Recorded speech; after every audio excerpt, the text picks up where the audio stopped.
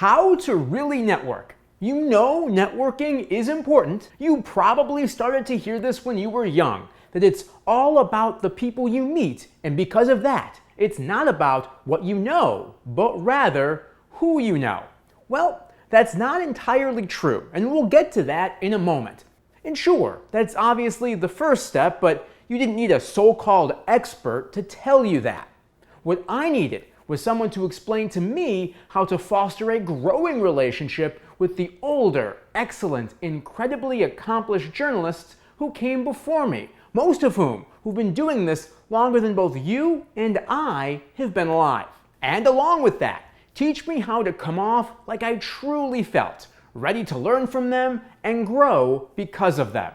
Not to expect a job or a great connection or some fast track to a higher market. Yes, knowing them is great, and they may forward your tape to the news director when there's an opening, but it by no means guarantees that you have the job. You still have to bring it, so to speak, on your tape. So it's really a combination of what you know and who you know. That's how I made it to Dallas in 3.5 years. A top 5 market that wasn't even a goal of mine. That story is in a later video. Another big point I want to make before we drill deep down into the actionable tactics of doing this is please know everything I've just talked about, no one explained to me.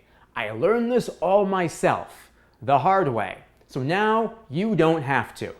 The first thing to do, you've probably already done, and that's join journalism organizations. You don't have to join them all, but here are 3 recommendations that I consider musts. You want to join the National Press Photographer Association. They have still photographers, TV news photographers, and you'll even find reporters who exclusively work with photographers who join as well. When I first joined in 2009, the people in it simply changed my life. The best thing you can do for yourself is go to their annual workshop at the University of Oklahoma in Norman, Oklahoma. It's a week long and is a reporter and videographer boot camp. I've been twice. I learned more there than my entire 4 years in college, and I had good professors who had experience, who were connected, who knew what they were talking about. But that's reality. With the way that school works, there just isn't time to teach all of this in the classroom. In fact, they know this as well and recommended the NPPA to me 2 years before I got around to going. It's truly a week that will change your career if you make it out there. And make sure to keep in touch with the faculty if you go. They're a gift to the industry. When there's time, they're more than happy to critique your work, and the mind-blowing part for me was, as soon as they critiqued something, they taught me what to do so I could improve. The caliber of their advice is just as high as the level of enthusiasm they give you. So, when you meet people who are older and more experienced, ask them if you can email them a tape to be critiqued because you're always looking to get better. And when they give you advice, actually take it and email them a new tape 2 months later, showing your improvement and asking for more advice. The big takeaway here is when you approach them as someone who wants to learn, most people you meet will help you. Everyone I asked always did, many times. The second piece of advice is to join any one of the, what I call, National Association of organizations. For example, the Association of Black Journalists, or Hispanic Journalists, or Asian Journalists. I have friends active in all of them, and they enjoy being a part of them. Here's another quick piece of advice while we're talking about conferences. If you know a lot of the people at the table that you happen to be having lunch or dinner with, sit at a different table, unless there's a specific reason why you want to be talking with those people. This is typically advice I give to college students, so they network with people they don't know during dinner versus talking with the friends who came with them from the same school. A lot of students do that, and I was taught in school to sit at a table where no one from my school was there unless they were alumni. Because what's the point? My friends in school can't get me a job. Only the professionals in the room can help me do that. Now that I'm in the working world, I'm still somewhat strategic about the tables that I sit at, It's easier as you get older because you know a lot of people from different markets. So even though you may know those people, you may not have talked to them in at least a year or so. So this actually becomes a good thing because then you can update each other on your specific stations. And job openings will probably naturally come up. So the older you get, it's going to be harder to find a table where you don't know anybody. And that's okay. After that, I recommend somehow, every now and again, doing something with the Poynter Institute. If all you do is read Al Tompkins' book, Aim for the Heart, which helps you understand the news business, you'll be well served. I attended Poynter's in-person power reporting seminar back in 2009 that Al taught along with CBS network photojournalist Les Rose, and also visiting faculty member Leah Hope from ABC7 Chicago. It was another incredible week of tips, tricks, and growth.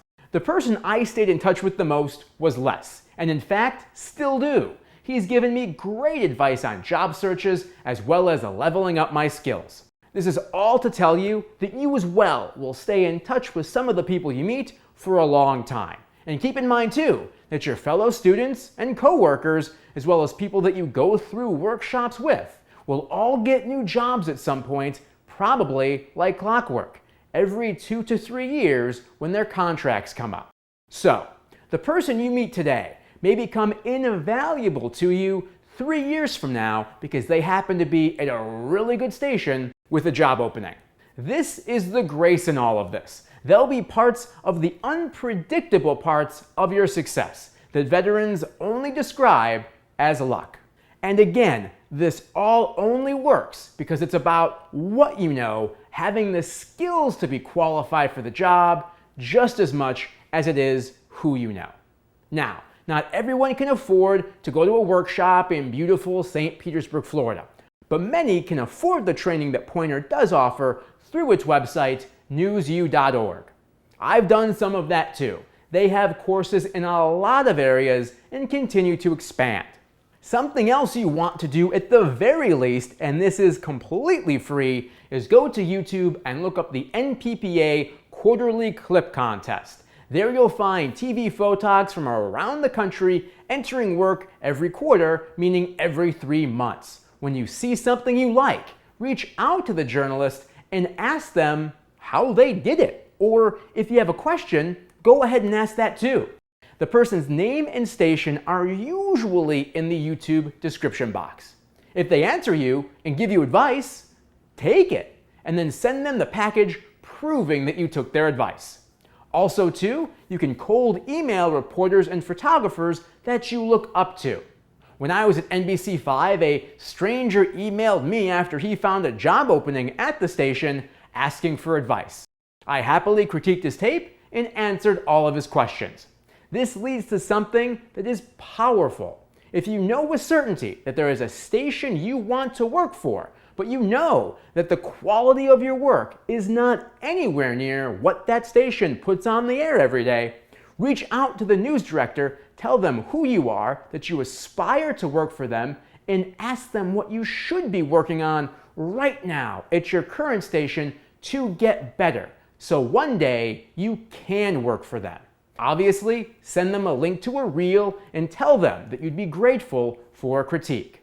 I know a reporter who did this, and he eventually got his dream job at a station in Denver, Colorado. And the great part about that person's story is that he didn't immediately get it.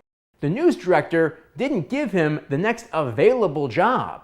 He worked, got critiqued, worked some more, got critiqued again, and eventually, a couple of years later, they hired him. And when they hired him, he fit like a glove. I would have taken this advice myself, but I was already in contact with photographers and chief photographers at stations who answered those kinds of questions for me. They were generous and would have advocated for me if jobs were available at their stations. Now let's talk about when big stations come to town. Another opportunity to network is when big news breaks in your town. That's because big stations and networks from New York usually show up. When you're not on deadline and you know that they aren't either, you can quickly introduce yourself to these journalists. Ask for a card and ask if they'd be open to critiquing you. Some will. Just make sure to make the whole introduction quick, because you never really know how many shows they have to go live for. When you network, you have to do countless live hits a day. Hopefully, all of this helps you.